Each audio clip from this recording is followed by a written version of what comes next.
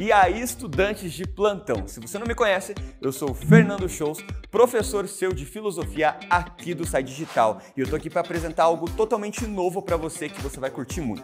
É o Missão Enem, uma equipe com os melhores professores do Brasil para preparar você para chegar lá no Enem e arrasar. Mas olha só, antes da gente começar qualquer coisa aqui, eu preciso que você desça aqui embaixo, em algum canto aqui, e aperte naquele joinha, que é o like, para o vídeo alcançar mais pessoas, a gente ter um engajamento melhor e a gente produzir mais conteúdo para vocês. Bom, mas sem mais enrolação, vamos ver o que vamos estudar hoje, o que vamos revisar as questões aqui do Enem com vocês. As temáticas das questões, tá? É muito importante a gente entender quais são as temáticas para depois entender o que a questão pede. Bom, eu separei para vocês aqui sobre ética, Aristóteles e origem do universo. Tá preparado? Olha, eu acho que você deve ir lá pegar aquele caderno para anotar, pesquisa essa questão aqui, anota ela certinho, respira com calma e não pira, tá? Vamos lá. Questão 1, tema ética. Olha só. Antes da gente começar a resolver uma questão de filosofia, tem algo muito importante que você precisa fazer. É dar uma bela de uma respirada. Porque toda questão de filosofia, ela tem muito texto. E se você não é muito das humanas, ou se você também é da humana, mas ali está meio cansado, você pode acabar olhando assim e pensando, ai, que canseira, como que eu vou ler uma questão tão grande assim? Calma. Dá uma respirada, tenta identificar ali o que está pedindo na questão e aí você começa a ler. Não entendeu? Eu vou te mostrar na prática. Olha, tem o texto, né? Texto de referência. O que você vai fazer? Você pula esse texto. Mas como assim, professor? Eu vou pular o texto, é tão importante. Calma, vem aqui comigo.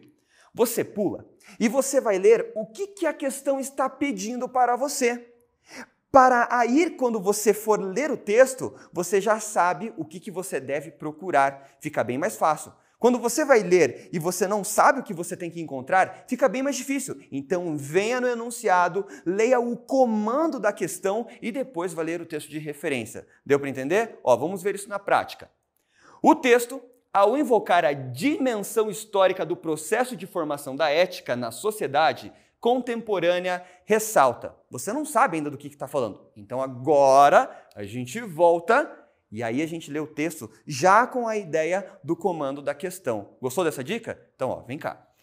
Enem 2010. Na ética contemporânea, o sujeito não é mais um sujeito substancial, soberano e absolutamente livre.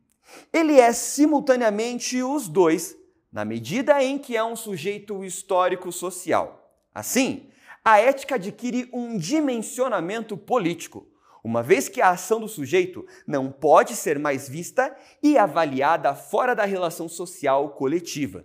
Desse modo, a ética se entrelaça necessariamente com a política, entendida esta como a área de avaliação dos valores que atravessam as relações sociais e que interliga os indivíduos entre si. Olha só, vamos tentar identificar o que essa questão está falando.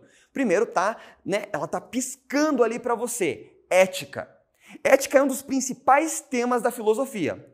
Agora você vai fazer o seguinte, você vai procurar de quem que é esse texto que você acabou de ler. E para você fazer isso, é só vir nas referências aqui, ó. Severino, Filosofia. Bom, a gente está falando de ética, um autor que talvez você não conheça. Agora a gente avança. Lê mais uma vez o comando da questão. Agora você já sabe que está pedindo algo sobre ética e a gente vai procurar a resposta correta. O texto, ao invocar a dimensão histórica do processo de formação da ética na sociedade contemporânea, ressalta. Então, o que o texto estava falando? Sobre os conteúdos éticos decorrentes das ideologias político-partidárias? Falou de algum partido sobre política nesse aspecto? Pensa aí. O valor da ação humana derivada de preceitos metafísicos. Professor, eu não lembro o que é metafísica. Olha, vai lá para a tradução. Meta é tudo que é além. Física é tudo que é físico. Ou seja, além do mundo físico. Tem como a ética que ele está falando ali de sociedade ser algo para além do mundo físico? Pensa aí. C. A sistematização de valores desassociados da cultura. Tem como um valor de uma sociedade estar totalmente desassociado da cultura dela? Ou será que todos os valores morais e éticos que nós temos estão associados com a nossa cultura? Aquilo que é certo, aquilo que é errado. Pensa aí. D. O sentido coletivo e político das ações humanas individuais. Ou seja, ações humanas individuais que acabam afetando o coletivo. Será que isso tem relação com a ética? Pensa aí, calma, tenha paciência comigo. E. O julgamento da ação ética pelos políticos eleitos democraticamente. Falou de eleições o texto? Eu acho que não. Então, o que nós podemos identificar aqui de correta é a alternativa D. E eu acho que você chegou nessa resposta, mas se você não chegou, não tem problema que eu vou te explicar o porquê que é a D. O sentido coletivo e político das ações humanas individuais. Quando a gente está falando de ética, você tem que lembrar lá de Aristóteles que está falando que ética é o pensamento a respeito das ações humanas. Então, toda a ideia que nós temos, aquilo que é certo, aquilo que é errado, vem da ética. A ética pensa a respeito de tudo isso. Na sociedade você tem ações individuais, mas sempre pensando no coletivo. Como, por exemplo, você não joga um papel no chão. Por que você não joga um papel no chão? Porque você está cuidando do meio ambiente e da sua cidade. Ou seja, uma ação individual, ela tem um efeito coletivo. Então, isso é ética. Então, isso é o que está relacionado com o texto. Acertou? Acertou, né? Eu tenho certeza que sim. Questão 2, vamos falar um pouquinho de Aristóteles agora. Olha, para o Enem, para qualquer outra prova que você vai fazer na sua vida, você tem que saber filosofia clássica. E o que é filosofia clássica? São ali os principais pensadores gregos da antiguidade, geralmente ligados ali a Sócrates, Platão e Aristóteles. Eu sou bem sincero em dizer para você que não adianta começar a querer estudar filosofia pelos filósofos contemporâneos. Você tem que vir para a raiz. E a raiz está onde? Está lá na Grécia Antiga. Então vamos entender aqui. Essa é uma questão do Enem de 2017. Eu vou fazer aquela mesma dica que eu acabei de te dar, eu vou seguir aqui. Nós não vamos ler esse texto de início, nós vamos direto para o comando da questão e depois nós iremos retornar para cá. Tudo bem? Os princípios. Base da epistemologia aristotélica pertence ao domínio do ou da. Vamos agora ler lá o que o texto de referência nos traz. Bom, você sabe que o texto de referência, né, já é de Aristóteles aqui, ó, tá entregando para você que está falando sobre Aristóteles a questão. Agora vamos ler aqui ela. Dado que dos hábitos racionais com os quais captamos a verdade, alguns são sempre verdadeiros, enquanto outros admitem o falso.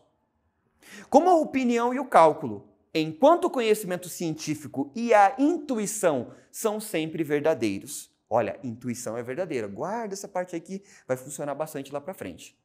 E dado que nenhum outro gênero de conhecimento é mais exato que o conhecimento científico, exceto a intuição, veja que se tem exceto, está falando que, exceto a intuição, né, ela é exata também. E, por outro lado, os princípios são mais conhecidos que as demonstrações e, dado que todo conhecimento científico constitui-se de maneira argumentativa, não pode haver conhecimento científico dos princípios.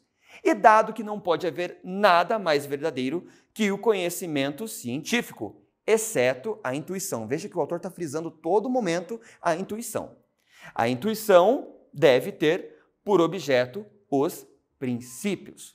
Professor, que texto difícil! Os textos clássicos, eles geralmente são complexos mesmo. Por isso que é muito importante o que eu falei para você lá no início do vídeo. Respira antes de começar a ler, porque se bater o desespero, você vai querer correr, a ansiedade vai bater e aí você vai se perder na questão. Então, ó, manteve a calma. Você viu que está falando bastante frisando ali sobre conhecimento científico e a intuição. Para Aristóteles, isso é muito importante. Bom, vamos novamente ler o comando da questão e agora ler as alternativas. Os princípios bases da epistemologia. Professor, eu não lembro o que é epistemologia. Então você vai pegar agora uma caneta, um papel e vai anotar. Epistemologia é o estudo do conhecimento. Como que a gente chega ao conhecimento? O conhecimento não vem do nada. Cada filósofo tem uma teoria sobre o conhecimento. Então anota aí. Epistemologia é o estudo do conhecimento.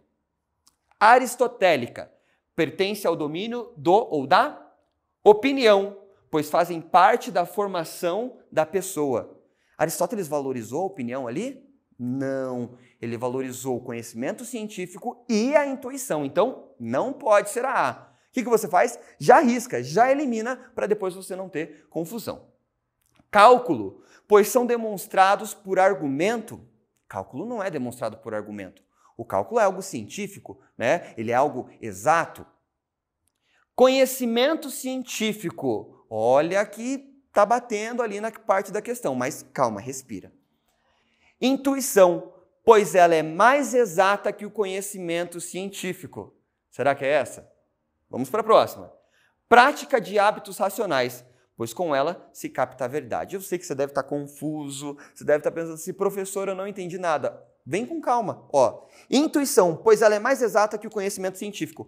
Quando você volta no texto aqui, você vai ver que a todo momento está falando que, exceto a intuição, valorizando ela junto com o conhecimento científico. Então só pode ser a alternativa D.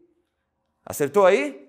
Olha, aquele momento agora que você pode dar uma pausa no vídeo, refletir sobre essa questão, tá? Dá uma lembrada sobre Aristóteles, ele é muito importante para a filosofia, para a teoria do conhecimento, e aí depois você retorna aqui comigo, tá? Mas não vai me deixar sozinho aqui nesse vídeo, fica aqui comigo. E a última questão que eu separei para você é uma questão de 2012. E essa é uma questão bem interessante que cai no Enem de maneira bem recorrente. Por que ela é bem recorrente? Porque ela faz uso de 2 textos para uma questão. E você vai notar que esses 2 textos estão em tempos históricos diferentes, mas estão falando sobre a mesma coisa. Como assim, professor? 2 coisas em tempos diferentes falando sobre a mesma coisa. É que na filosofia, vou te lembrar antes da gente começar a ler aqui, que você já vai acertar essa questão. Na filosofia, a gente entende que algumas perguntas, elas incomodam a humanidade desde o princípio, que é de onde viemos, por que estamos aqui e para onde vamos. Calma, não entra numa crise existencial agora não, tá? Saiba que você está aqui para fazer o Enem, você está estudando para o Enem, não entra nessa pira aqui agora. Vem aqui comigo. Texto 1. Anaximenes de Mileto. Se você não lembra, eu vou lembrar você agora. Anaximenes, ele é um filósofo grego. Disse que o ar é o elemento originário de tudo. O que existe, existiu e existirá, e que outras coisas provêm de sua descendência. Quando o ar se dilata, transforma-se em fogo, ao passo que os ventos são ar condensado. As nuvens formam-se a partir do ar por filtragem e, ainda mais condensadas, transformam-se em água. A água, quando mais condensada, transforma-se em terra e, quando condensada ao máximo possível, transforma-se em pedras. Nossa, professor, que viagem! Anaximenes é o filósofo lá da filosofia da natureza, os filósofos pré-socráticos, bem no início, quando eles estão tentando descobrir a origem das coisas. Vamos ver o texto 2? Basílio Magno, filósofo medieval, escreveu: Deus, como criador de todas as coisas, está no princípio do mundo e dos tempos. Quando parcas de conteúdos se nos apresentam, em face dessa concepção, as especulações contraditórias dos filósofos, para os quais o mundo se origina, ou de algum dos 4 elementos, como se ensinam os jônios, ou dos átomos, como julga Demócrito. Na verdade, dão impressão de quererem ancorar o mundo numa teia de aranha. Veja, nós temos um filósofo medieval e um filósofo lá da antiguidade. Os dois estão falando sobre o mesmo assunto em comum, que é a origem do universo. Filósofos dos diversos tempos históricos desenvolveram teses para explicar a origem do universo, a partir de uma explicação racional. Lembre-se, a filosofia só utiliza a razão para chegar na verdade. As teses de Anaximene, filósofo grego antigo, e de Basílio, filósofo medieval, têm em comum, na sua fundamentação teorias que, se você prestou atenção nesse vídeo, eu já te dei a resposta. Mas se você não prestou também, não tem problema, porque às vezes a gente se perde, mas vem aqui comigo. A. Eram baseadas nas ciências da natureza. B. Refutavam as teorias de filósofos da religião. C. Tinham origem nos mitos das civilizações antigas. D. Postulavam um princípio originário para o mundo. E. Defendiam que Deus é o princípio de todas as coisas. Não pode ser a E, porque os gregos não tinham essa concepção de Deus com D maiúsculo aqui que remete ao Deus judaico-cristão, então não tem como. A A não pode ser porque a gente tem um filósofo, né, medieval ali, e você sabe que lá na Idade Média a gente tem o teocentrismo, que é o Deus do centro do pensamento. Refutavam as teorias de filósofos da religião? Não, porque você tem um filósofo medieval. Acabei de te falar sobre como que era a filosofia medieval. E C, tinha origem nos mitos das civilizações antigas. Não, porque um filósofo medieval não tem origem mitológica. Então, depois de toda essa análise, a única alternativa que pode estar correta é a D. Isso mesmo. Tanto o filósofo grego quanto o medieval estão falando sobre a origem do mundo, um princípio para a origem do mundo. Ok? Bom, eu espero que você tenha gostado. E olha só, antes de eu finalizar esse vídeo, comenta aqui se você ficou com alguma dúvida, se você tem alguma pergunta, uma sugestão, uma crítica também, pode comentar aqui. E não esquece, se você tem um amigo que está estudando para o Enem, encaminhe esse vídeo lá para ele, ajuda o próximo, tá? Então, sou o professor Fernando, aqui do site digital do Missão Enem. Valeu, até a próxima!